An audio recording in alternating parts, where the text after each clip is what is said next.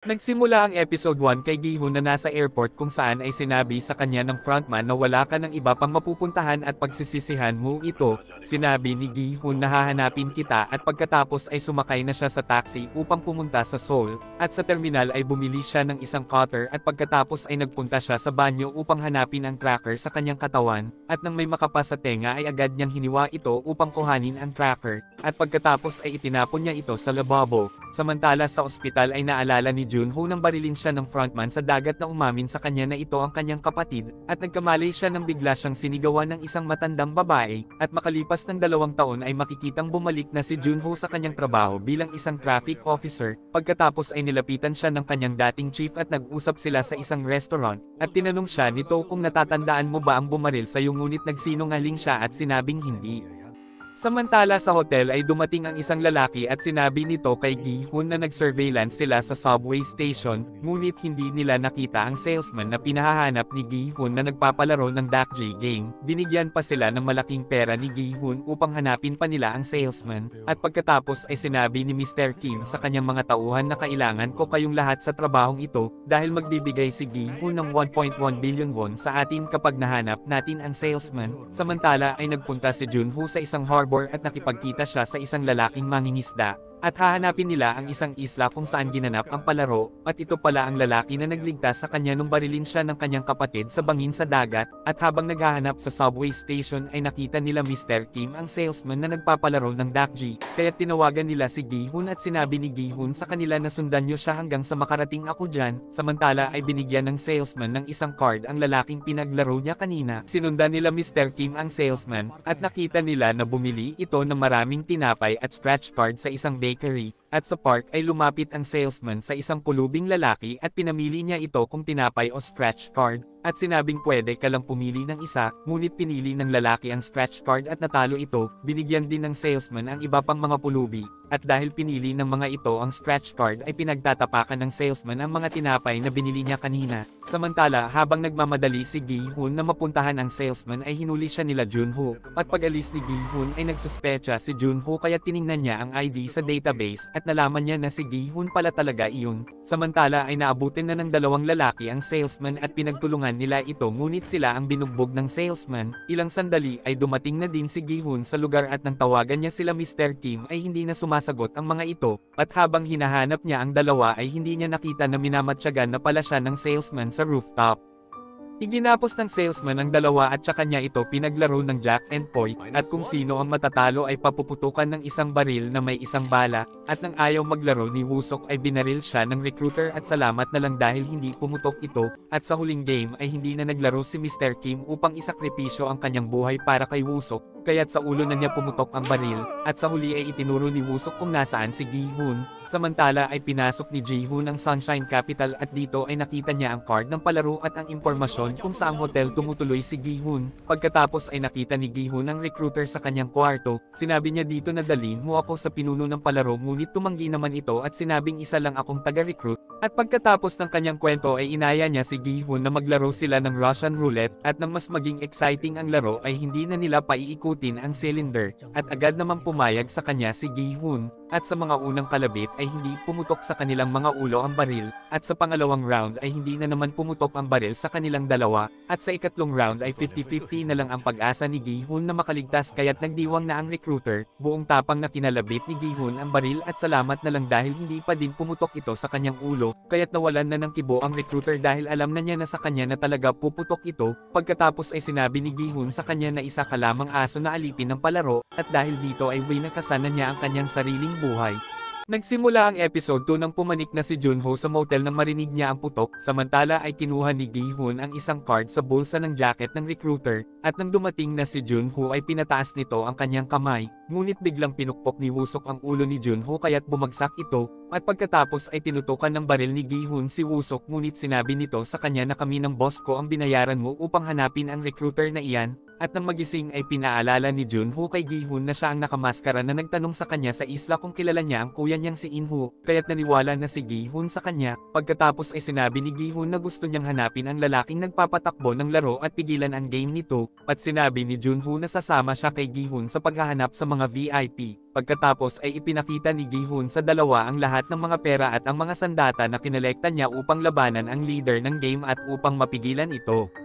Samantala ay ipinakita si Nool na nakatakas sa North Korea at desperado siyang mahanap ang kanyang anak na naiwan sa kanilang bansa, at talagang binaril niya ang kanyang superior at tumakas. Maliit ang sweldo niya bilang mascot sa isang amusement park. Umalis na si Nool sa amusement park ngunit naawa siya sa isang batang babaeng may sakit nang makita niyang isinugod ito sa ospital, at nang makita niyang nahulog ang balanggot ng batang babae ay sinundan niya ito sa ospital upang maibalik ang balanggot. Samantala sa motel ay nagpalagay si Gi-hun ng isang maliit na tracker sa kanyang bagang, at nagpakuha siya ng mga gangster kay Woo-suk upang maisama sa pagpunta nila sa Halloween All Guns Blazing, at pagkatapos mapakinggan ni Gi-hun ang kanyang anak sa telepono ay pumasok na sila ni Woo-suk sa loob sa Halloween party, at habang naghihintay sa labas ay nakita ni Junho ang ilang mga lalaking nakamaskara at naka-pink jumpsuit na pumasok sa loob, at sa loob ay tinaser ng isa sa mga ito si Woo-suk kaya't nawalan ito ng malay. Pagkatapos ay sinamahan si Gi-hun ng isang nakamaskara sa isang puting limo sa labas, kung saan ang frontman ay nagsasalita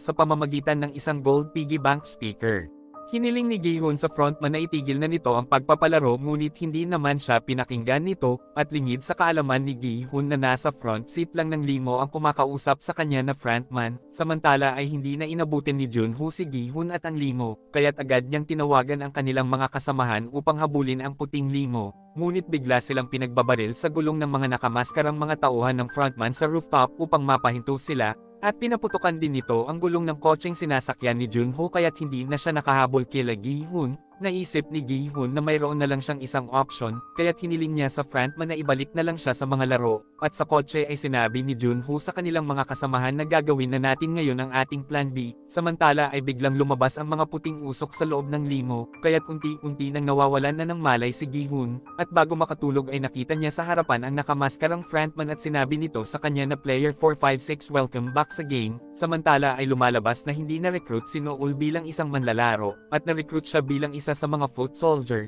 at makikitang nagsuot siya ng pink jumpsuit at maskara sa isa sa tatlong mga truck sa isang abandonadong lote, at naghanda na siya upang maglaro ng mga games. Nagsimula ang episode 3 nang magpunta sila Junho sa pantalan upang mahanap at masundan nila si Gi-hun sa pamamagitan ng tracker na nakalagay sa ngipin nito, samantala ay nagising na si Gi-hun sa isla kung saan ginaganap ang mga palaro, at makikitang nakalagay ang dati niyang number na 456 sa kanyang likuran, at nandoon din ang mga bagong manlalaro na lubog sa mga utang, at makikita din doon ang isang YouTuber na maraming na-scam sa kanyang crypto na ang pangalan ay Myunggi. Pagkatapos ay ipinaliwanag na ulit ang dating mga rules, at may mga nag-aaway pa doon pati na si Young-sik na pinapagalitan ng kanyang ina, dahil nagkagulatan sila nang magkita sila doon ng dahil sa malaki nilang mga utang, samantala ay nagalit naman si Thanos at ang iba pa kay Myunggi dahil nalugi sila ng malaking pera sa crypto nito.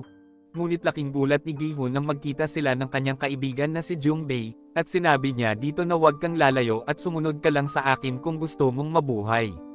Samantala nang malapit na sila Junho at Woo-suk sa tracker ay laking gulat nila nang makita nila ang tracker sa pain ng isang lalaking namimingwit, at nang tingnan ni Gi-hun ang tracker sa kanyang bagang ay nawala na ito, at kaya pala ay nalaman na ng frontman ang kanilang plano kaya't iniligaw sila nito. Kaya't agad na nagsisigaw si Gi-hun sa mga players upang ipaalam na pag gumalaw sila ay babarilan sila ng manika na may detector sa mga mata, ngunit pinagtawanan at hindi siya pinaniwalaan ng mga manlalaro at sinabing manloloko ka at gusto mo na ikaw lang ang manalo sa game. Tinulungan at tinuruan ni Gi-hun ang mga player upang mailigtas ang mga ito kaya't walang namatay nung una. Samantala sa itaas ay ipinakita na isa pala sa mga snipers si Nool na babaril sa mga player na gagalaw, at nang dapuan ng isang bubuyog ang isang babaeng nilalandi ni Thanos kaya't gumalaw ito, kaya't binaril siya sa noo ng isang sniper, at nang makita ang binaril na babae ay nagsisigaw sa takot ang isang player at ang iba pa kaya't pinaulanan sila ng bala ng mga sniper sa itaas, at nang lumakas ang tama sa tinirang gamot ni Thanos ay itinulak niya ang mga player na nasa kanyang harapan,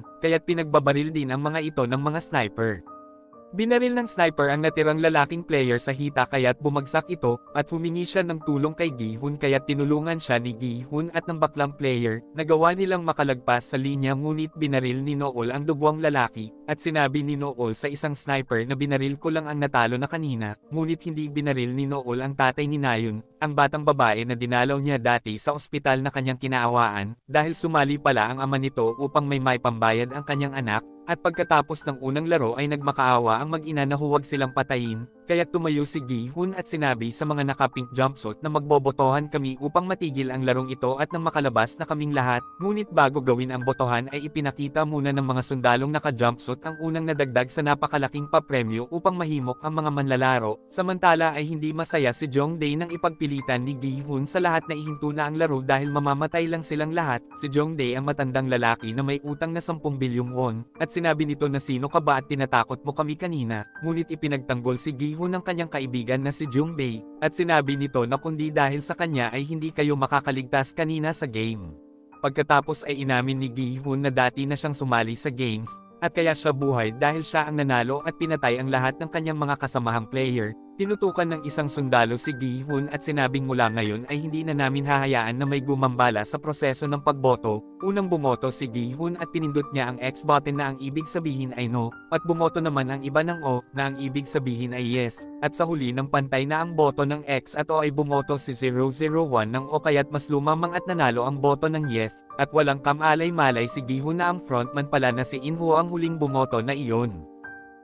Nagsimula ang episode 4 kung saan ay inipon ng mga sundalong mga naka-jumpsuit ang mga bangkay ng mga player, samantala sa loob ay binigyan na ng mga pagkain ang mga nakaligtas na mga manlalaro. Pagkatapos ay tinanong ni In-ho si Gi-hun kung alam niya ang susunod na laro dahil siya ang dating nanalo noon, kaya't sinabi niya na ang ikalawang laro ay ang Dalgona. At nangako siya na sasabihin niya ang lahat ng kanyang nalalaman kapag ito nga talaga ang susunod nilang laro. Walang kamalay-malay si Gi-hun na si In-ho na pala ang kausap niya. Pagkatapos ay pinagtulungan nila Thanos si Myung-gi kaya't pinagsabihan sila ni In-ho, ngunit sinagot-sagot siya ni Thanos kaya't sinuntok at sinipa niya ang dalawa upang maturuan ng leksyon. Samantala ay nag-uusap ang mga sundalo dahil wala na silang makuhang mga buhay na mga organs dahil matagal nang patay ang mga player. At sinabi ng isang sundalo na sadya niyang hindi pinapatay ang iba, ngunit binabaril naman ng iba nilang kasamahan ang mga natatalo upang masiguradong patay na ang mga ito. Pagkatapos ay pinatawag si Nool ng isang nakamaskarang officer dahil sinumbong siya ng kanyang kasamahan na siya ang bumaril sa ulo ng isang lalaki kanina.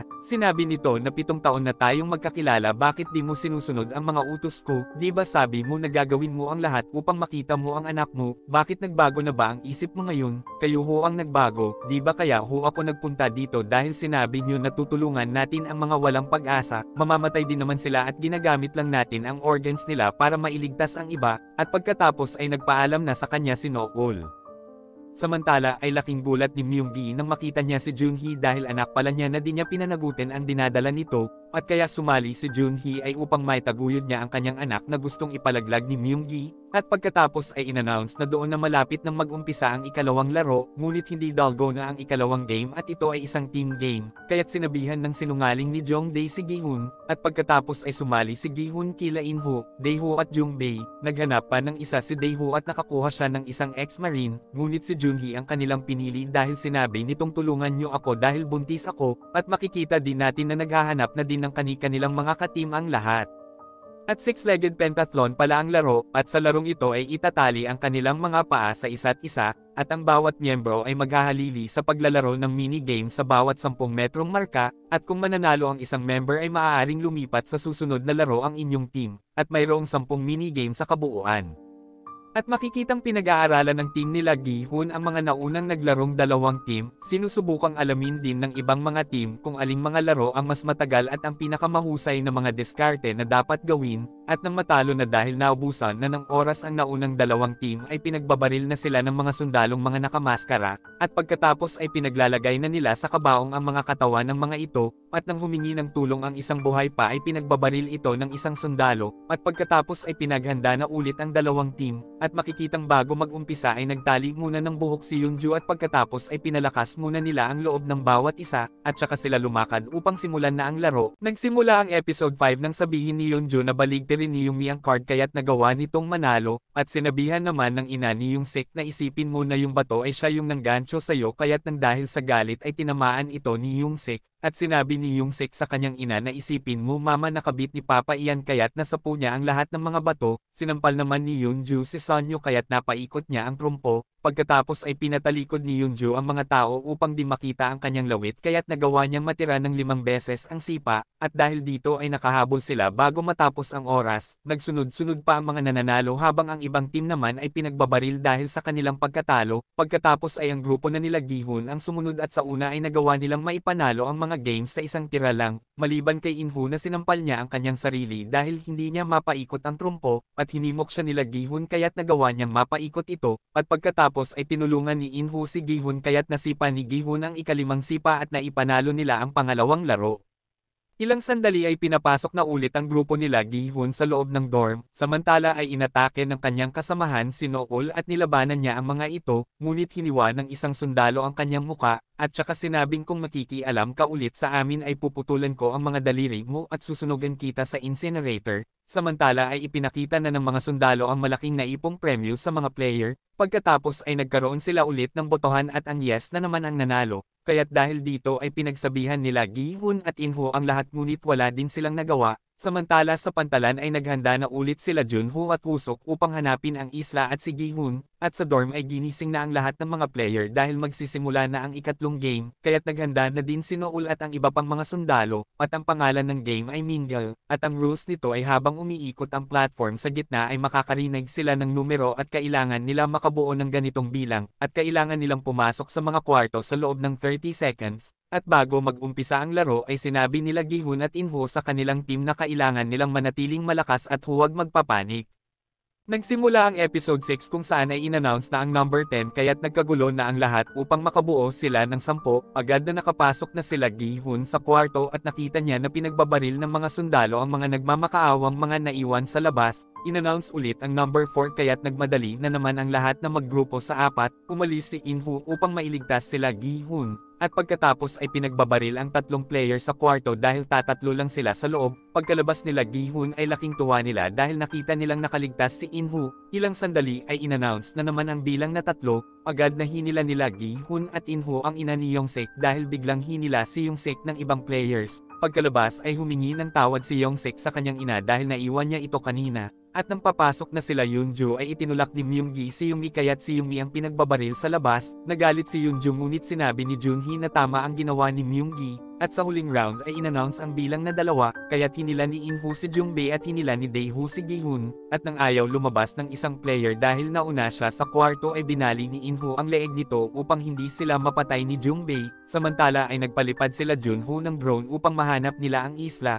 Binilang ni Jungbei ang bumoto ng O na natira kaya't nalaman nila na mas lamang pa din sila kung magbobotohan ulit. Sinabi ni Inho na hindi na magbabago ang isip ng mga nag-yes dahil mas malaki na ang premyo ngayon. Gustong kumbinsihin ni Gi-hun ang mga bumoto ng O ngunit umayaw si Inho dahil baka magkagulo lang. Samantala ay parang may nakitang kakaiba si Junho sa gitna ng mga puno sa ibaba, at sa dorm ay ipinakita na ng mga sundalo ang nadagdag na malaking pera sa papremyo. At pagkatapos ay una nang bumoto si Gi-hun ng X, gayon din sila Daeho at Jungbei, at 6 na lang ang kulang sa X dahil mas lumamang ang O, ngunit sa kalagitnaan ay nakakahabol ng unti-unti ang X, samantala nang buksan ng grupo nila Junho ang pinto na nakita nila ay bigla itong sumabog, at sa dorm ay nagtay na ang score ng X at nang pipindot na si Inho ay sinabi ni Jungbei na di niya alam kung bakit natatakot siya kay Inho, at salamat na lang dahil pinindot ni Inho ang X, at dahil tabla ang botohan ay sinabi ng mga sundalo sa mga player na uulitin ulit ang botohan bukas, at ilang sandali ay nagkasagutan at naghamunan ang grupo ng O at ng X, at makikitang tiningnan ni Gi-hun ang hawak-hawak niyang tinidor, at habang nag-aaway sila Myunggi at Thanos ay biglang may sumaksak ng tinidor sa leeg ni Thanos.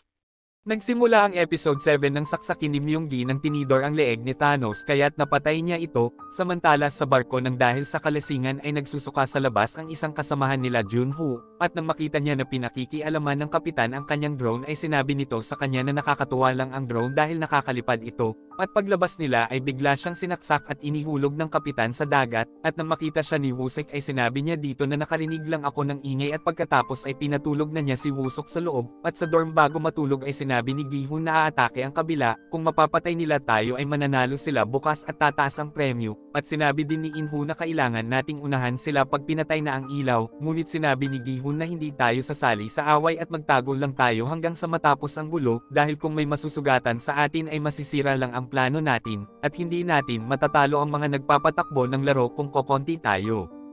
At habang pinagpapapatay ng grupo ng Team O ang ilang mga grupo ng Team X ay pumasok na ang mga sundalo upang iiskan ang mga namatay, ngunit inagaw ng mga nagpatay-patayan na sila Gi-hun ang mga baril ng mga sundalo at pinagbabaril nila ang mga ito. Pagkatapos ay tinutukan ni Gi-hun ang isang naiwang sundalo at sinabi niya dito na dalhin mo kami sa kapitan niyo, at paglabas ay nakipagbarilan sila sa mga sundalo, kaya't napatay nila ang ilan sa mga ito. At habang nagpuputukan ay nagpasama si Gi-hun sa kaibigan niyang si Jung-bae sa management area kaya't si In-ho ang naiwan, at nang makarating na sa ibaba ng management area sila Gi-hun ay niradyo ni Jung-bae si In-ho na kailangan nila ng backup at bala, ngunit paubos na din ang bala nila Yoon-ju kaya't si Dae-ho ang pinakuha nila ng bala sa mga namatay na sundalo sa dorm, samantala ay umalis na sila In-ho upang makapag-backup kila Gi-hun, ngunit pagkakuha ni Dae-ho ng mga bala ay nanginig na ito sa takot kaya't hindi na niya binalikan sila Yoon-ju. Sinabi ni Gi-hun na maghanap ng daan sa likod sila In-ho dahil madaming sundalo sa kanilang harapan, at pagkarating sa likod nila In-ho ay pinagbabaril niya ang dalawa niyang kasamahan,